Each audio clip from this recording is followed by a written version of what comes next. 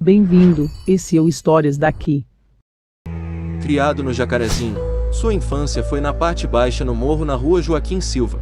Os seus pais vendiam tempero na feirinha do Jacarezinho. O apelido adquirido ainda na infância.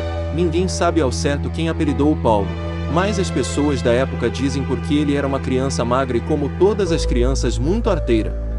Ainda na década de 70, Paulo se envolve com outros jovens de dentro da comunidade. Um amigo inseparável era o Naldo. Os dois eram dois irmãos de cores diferentes.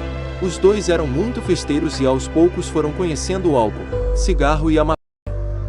Chegaram a trabalhar com a carteira assinada.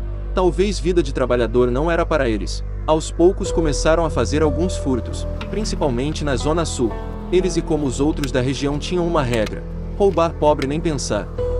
Começaram a ficar conhecidos pelos moradores e eram considerados malandros super legal, mas não ficaram só famosos com os moradores. A polícia já estava à sua procura.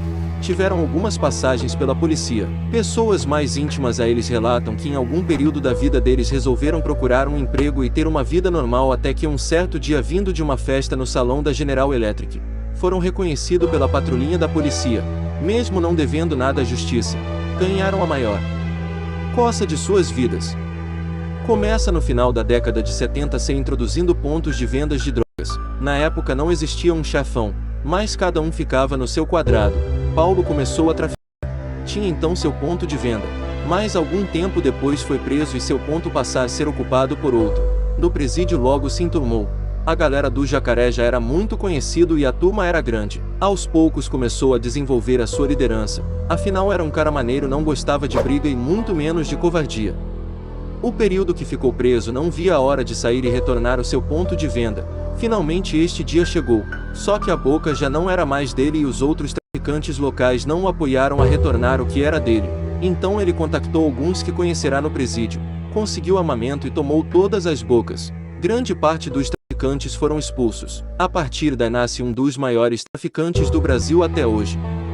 Aos poucos seus domínios são ampliados e as amizades também.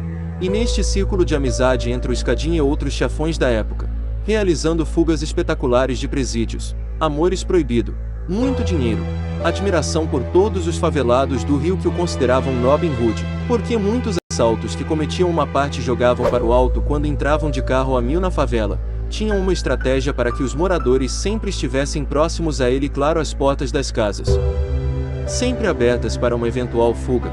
Era não ostentação de armas, sempre na cintura com a camisa por cima, e sempre que fosse falar com alguém mais velho, passava a arma para os seguranças e conversava desarmado. Menor de idade nem em sonho no bando dele. Ele conhecia as leis na época, sabia que fosse preso com algum menor pegaria alguns anos a mais. Para quem não entendia de leis achava ele super maneiro, e que cuidava das crianças para não entrar no crime. Realmente um tempo depois começou a ser tutor das crianças locais, realizando festas em datas comemorativas. Se tivessem aprontando mandava para ir para casa ou chamava os responsáveis e comunicava o fato. Quando algum vacilão tinha que prestar conta, levavam para a laje. Lá ele fazia o julgamento, que poderia levar alguns dias. Claro, com o cidadão amarrado, e quando não tinha ninguém para interceder pelo elemento, muitas das vezes eram condenados à morte. O seu reinado no submundo do tráfico durou menos de 5 anos. Com a sua morte, estipula-se que mais de 5.000 pessoas acompanharam o seu cortejo. Todos os seus companheiros de crime já morreram e levaram consigo grandes segredos, de quem forneceu as armas e drogas para eles. Fama dos criminosos se destacava por ações espetaculares. Em 1985, José Carlos Gregório, o Gordo, usa um helicóptero para resgatar, na Ilha Grande, José Carlos dos Reis ensina, o Escadinha. 2 anos depois, um escândalo social policial, o romance entre a filha de um vice-governador com Paulo Roberto de Moura Lima, o meio quilo. O caso foi parar na novela Guerra Sem Fim, da Rede Manchete. Gordo tentou resgatar meio quilo do presídio Frei Caneca, mas meio quilo morreu ao cair do helicóptero.